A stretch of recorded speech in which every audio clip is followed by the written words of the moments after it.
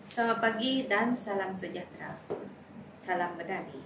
Saya Roslina Landin, anak James Unggul dari komuniti Kampung Sabu.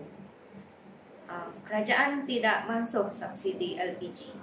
Ramai yang heboh bercakap tentang subsidi LPG. Ada yang kata kerajaan mansuh subsidi LPG. Siapa yang cakap subsidi LPG mansuh? Tak mansuh. Subsidi LPG masih ada. Jangan risau. Tiada keputusan dibuat pun nak tarik balik subsidi.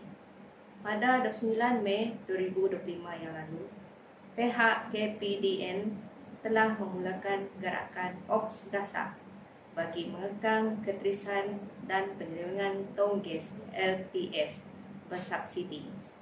Jadinya, kerajaan masih tanggung subsidi LPG walaupun subsidi dah naik dari 3.1 bilion pada tahun 2023 ke 3.4 bilion tahun 2024. Subsidi hanya akan diberi kepada yang betul-betul layak sahaja.